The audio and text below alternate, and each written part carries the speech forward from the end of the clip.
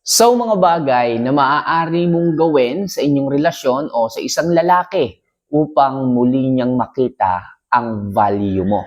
Yes mga kamamay, kung nafe-feel mo ngayon sa inyong relasyon, yung tipong parang hindi ka na pinapahalagahan, yung tipong hindi ka na pinapriority, yung tipong hindi ka na tinatanong, okay, hindi ka na hinihingan ng opinion. Sa madaling sabi ng mga kamamay, parang nawala na po yung value at halaga ninyo pagdating sa isang lalaki.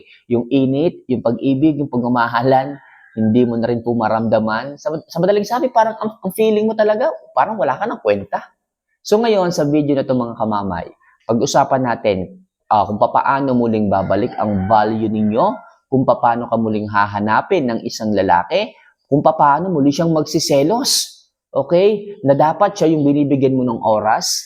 Yan ang ating pag-uusapan ngayon mga kamamay. Pero bago ko po sabihin sa inyo yung mga bagay na dapat nyong i-apply, yung mga bagay na dapat nyong gawin, isa lang palagi ang hinihiling ko if ever na nakakatulong po yung mga video, yung mga love advice, na kahit papaano pag napanood nyo is nakakahinga kayo, lumalakas ang loob ninyo, huwag nyo naman po sana kalimutan na mag-subscribe, mag-like, at mag-comment na rin po sa ibaba ng video ito. Kung gusto nyo magpa-shoutout, kung gusto nyo bigyan ko kayo ng piece of advice, pwede rin po mga kamamay. Ilagay nyo lang po yan sa comment section at pag nabasa ko po yan, ako po mismo ang sasagot o magbibigay ng piece of advice sa inyo. Kung nagawa nyo na po yan mga kamamay, wag na po natin ito masyadong patagalin. Simulan na po kaagad natin ang topic natin ngayong umaga na to. So, papaano nga ba muling manunumbalik o muling babalik ang value mo o halaga mo pagdating sa isang lalaki? So, number 1, lumabas ka rin kasama ang mga kaibigan o yung mga mahal mo sa buhay. Yes, mga kamamay, huwag kayo masyadong magpakulong o magpatali sa isang relasyon na tipong siya lang ang nagiging basihan ng inyong kasiyahan o yung tipong siya lang ang dinedependehan ninyo ng inyong pagngiti, ng inyong emosyon, lahat. Huwag kayong masasanay ng ganyan. Kailangan mga kamamay meron din kayong ibang source of happiness. Meron kayong dahilan ng inyong pagngiti, hindi lamang yung tao, hindi lamang yung lalaking nakasama mo sa matagal na panahon. Paano kung magkagalit kayo? O paano kung meron kayong tampuhan? Paano ka? Siya, walang problema kasi pwede siyang makipagmingle sa kanyang mga kaibigan. Paano ka? Ikaw yung babaeng halos dumepende na lang sa kanya sa habang panahon o sa tagal ng panahon. Yung tipong nag-asawa kayo, 10 years na kayong mag-asawa, pero ayun, nakadepende ka nga lang sa kanya. Pag nag-away kayo, nandiyan ka lang sa bahay, nagmumukmok. Kasama mo mga anak mo, hindi mo naman ma-share sa mga anak mo yung pinag-awayan ninyo. Kasi baka kung anong maging tingin sa partner mo, ng mga anak mo, di ba? Kaya hanggat maaari mga kamamay, lumabas kayo ng bahay, pwede kayong pumunta sa mga magulang mo. Pwede kang mag-share sa kanya ng nararamdaman mo, wala namang problema doon. Sa mga kaibigan mo, makimingle ka. Okay? Para sa ganun, kahit paano makahinga ka. Kung alam mo na doon ka makakahinga, ipakita mo. At pag nakita yan ng isang lalaki na tipong kaya mong dalahin ang problema, kaya mong ipakita, at kaya mong i-divert pa rin yung lungkot sa saya, doon niya makikita ang halaga mo. Yung tipong pwede ka palang sumaya kahit wala yung partner mo. Pwede ka pa rin sumaya nang hindi mo pinapansin at dinidibdib, okay, yung inyong problema. Sa ganung paraan mga kamamay, mas pahahalagahan ka ng isang lalaki sapagkat anytime, okay, kapag puro ka-toxic na lang ang ipinapakita sa iyo ng asawa mo, ng partner mo, malaki yung chance na maiwanan siya at hindi mahirap sa iyo ang maghanap ng iba kasi mas sumasaya ka o kaya mong sumaya kasama ang iba. Kaya huwag kayong matatakot mga kamamaya kung puro katoksikan na lamang ang ipinakikita sa iyo ng isang lalaki, pakita nyo na may saya kayo, na may ibang source kayo ng happiness sa labas ng inyong relasyon. Sa ganyang paraan, makikita ng lalaki ang value mo. Alright? So next, mag-focus ka sa sarili mo at huwag na huwag sa kanya. Yes mga kamamay, ang hirap kasi sa ating mga kababaihan dyan, mga girls. Pag sobra kayong nagmahal, yung tipong kahit hindi na po na ibabalik sa inyo yung pagmamahal o hindi na po kayo nasusuklian ng pagmamahal, nakafocus pa rin kayo sa kanya. Habol kayo ng habol pa rin sa kanya. Nagmamakaawa, nandiyan nagpapakamartir kayo, nagpapakarupok sa kanya. Tatandaan nyo kapag masyado kayo nagpakita ng kabaliwan, nagpakita ng karupukan, nagpakita ng kamartiran, lalo po kayong hindi papansinin ng isang lalaki. Hindi niya makikita ang inyong halaga at value. Kasi masyado kayong nakatuon sa kanya eh. Halos sa kanya lang nakafocus ang inyong atensyon. Sa kanya lang kayo nakatingin, wala nang iba. Nakukulong kayo sa isang sitwasyon na tipong sa kanya ka lang nakafocus. So instead na maghabol, magmakaawa, mag-focus sa kanya, bakit hindi ka mag-focus sa sarili mo? Tumingin ka nga sa sarili mo, bakit ang isang lalaki nawawalan ng interest sa iyo? Bakit nawawalan ng attraction sa inyong isang lalaki? Tingnan mo ang sarili mo. Baka napapabayaan mo na pala, baka nalolosyang ka na, baka masyado ka nang nagiging needy, kung bakit nananawa ang isang lalaki. So, imbes na sa kanya ka mag-focus, imbes na sa kanya ka maghabol, nakikiusap ako, mag-focus ka sa sarili mong kasiyahan, sarili mong kagandahan, lalong-lalo na yan, mag-improve, mag-ayos, magpaganda. At sigurado ako mga kamamay, pag nakita ng isang lalaki na hindi ka naghahabol, pag nakita ng isang lalaki na nag-aayos at nagpapaganda kang muli, tapos napapansin ng iba, napapansin ng mga friends mo sa social media na mas gumaganda ka, o pwede po yun, magpaganda kayo, mag-ayos, mag-post kayo sa social media, mag-my day kayo, mag-story kayo, tingnan natin kung hindi bumalik ang halaga mo pagdating sa isang lalaki. Pag marami nang nakaka-recognize sa'yo, maraming nagko-comment sa mga post mo na ang ganda mo, ang sexy mo, ang kinis mo, ang blooming mo, ewan ko lang kung hindi bumalik muli ang value mo pagdating sa isang lalaki. Kaya lagi kong payo, imbes na sa lalaki ang focus, bakit hindi ka mag-focus sa sarili mo? Alright?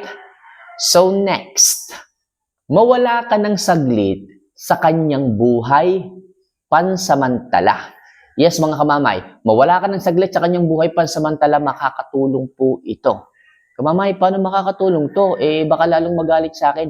Hindi po. Kung ipinapakita kadalasan ng isang lalaki, yung side niya nakatoksikan, malamang sa malamang, malalaman niya na ang magiging reaction mo, mainis, magalit, at umalis sa kanyang buhay. Kasi yan naman ang gusto niya eh.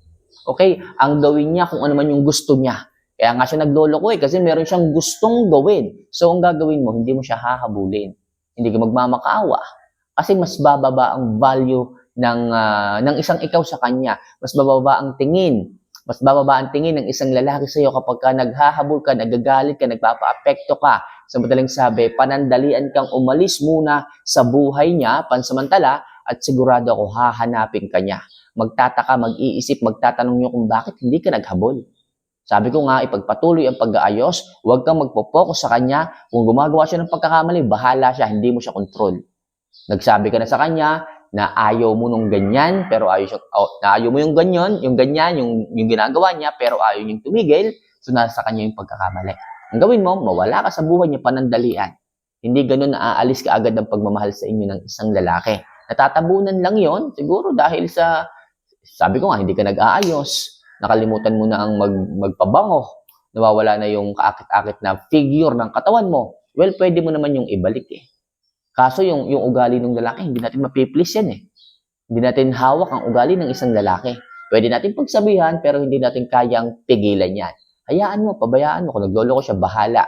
Siya yung may gusto nun, siya yung may problema. Kung ano pa man, okay, kung magkahiwalay man, siya yung may dahilan, siya yung may gawa. Pero ikaw, huwag kang titigil ng pag-aayos. Huwag kang titigil ng alam mo yung pag-i-improve ng sarili mo, ng skills, ng kakayahan mo, para sa gano'n sa bandang huli, magsisi ang isang lalaki at makita niya ang halaga mo sapagkat yung mga mali niyang desisyon na ginawa ngayon, magbubunga yun pagdating ng araw. Okay? Yung mga babaeng pinili niya na panandalian, hindi mo kagaya na panghabang buhay ang pagmamahal mo para sa kanya. Yun nga lang, kapag nagkaroon siya ng wrong decision, kasalanan niya. Kaya mga kamamay, kung gusto po ninyo na makita ng isang lalaki ang value ninyo, umalis muna kayo, mag-no contact rule kung kinakailangan at makakatulong yun mga kamamay upang makita ng isang lalaki ang value mo kapag wala ka sa kanya. Right? So next, ipakita mo na pagod ka na at ayaw mo nang lumaban pa.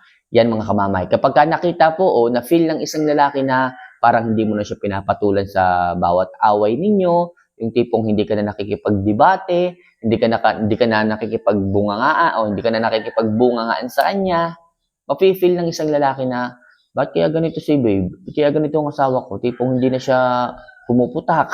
Ang ugali naman nito sumasagot to eh. Kapag ka talagang galit na galit, pero bakit parang ang tahimik naman niya? Mafe-feel niya na parang suko ka na, hindi mo na kaya yung toxic na ugali ng lalaki. Kapag ka ganyan mga kamamay, mafe-feel po yan ng isang lalaki. Kapag pagod ka na nga at tipong nagno-no contact rule ka na, hindi ka na ganun ka-active sa chats, sa updates, kasunod nun, mafe-feel ng isang lalaki na parang lumalayo ka na. Sa ganung paraan mga kamamay, mafe-feel din ng isang lalaki na parang ang boring ng relasyon kapag walang away na ganyan o yung tipong namimiss ka na niya dahil hindi ka na nagbubunga nga. Yung tipong nararamdaman din niya na parang anytime po pwede ka nang mawala o umalis sa buhay niya, magpaalam, lumayo, makipaghiwalay. Makikita po ng isang lalaki ang halaga mo, yung value mo. Kung ano yung dating kayo, mamimiss po niya. Kaya mga kamamay, makakatulong po paminsan-minsan yung ipakita mo, iparamdam mo sa kanya na suko ka na at hindi ka na gumagante sa bawat away, sa bawat sinasabi niya sa iyo. Makakatulong po yun. Yung tipong paminsan-minsan, okay, pakita niyo po na suko na kayo at ayaw niyo nang lumaban pa. And last, maging mabait pa rin, pero huwag ka namang marupok at martir. Yung tipong halimbawa, galing siya ng trabaho, na-late siya ng uwi. Kaya imbes na magalit, huwag kang magalit. Sabihin mo, saan ka galing? Bakit ginabi ka na naman? Kumain ka na dyan, may niluto ako, matutulog na ako. Okay? So, maging mabait ka pa rin. Okay? Umuwi ng alauna ng madaling araw. So, patuloyin mo. Matulog kayo ng maayos. So, huwag kang magalit, huwag kang magbunganga, huwag kang masyadong mag-aksaya ng energy para sa kanya. Nangyari na, wala namang babago. Alam naman na niya na ayaw mo nung ganun. So, ipakita mo pa rin maging mabait ka, pakita mo pa rin na maayos ka, pakikitungo sa kanya, pero huwag kang magiging martir. Okay? Kung halimbawa, nafe-feel mo na ng bababae, o paulit-ulit yung nangyayari, huwag kang magiging martir. Pwede kang lumayo. Pwede kang hindi na magparamdam. Magbago ka sa kanya. Para sa ganun, ma-feel niya na nagbago ka, ma-feel niya na hindi ka martir, ma-feel niya na anytime pwede kang mawala sa buhay niya, paramdam niyo po yun. Para makita ng isang lalaki na maayos ka, responsable ka, wala sa iyong problema, kung bakit ka nawala. Okay? So, iparamdam niyo po yan at sigurado ako muling makikita ng isang lalaki ang value mo. Marirealize niya na nasa kanyang problema at ikaw ay napakaayos na babae. So, yun lang sa ngayon mga kamamay, ang ilang mga love advice na maaari kong i-share sa inyo kung paano muling babalik ang value po ninyo pagdating sa isang lalaki. For more video and love advice na kagaya nito mga kamamay, huwag mo sanang kalimutan na mag-subscribe, mag-like at mag-comment na rin po sa ibaba. So, paano mga kamamay? See you for our next vlog. Mahal ko po.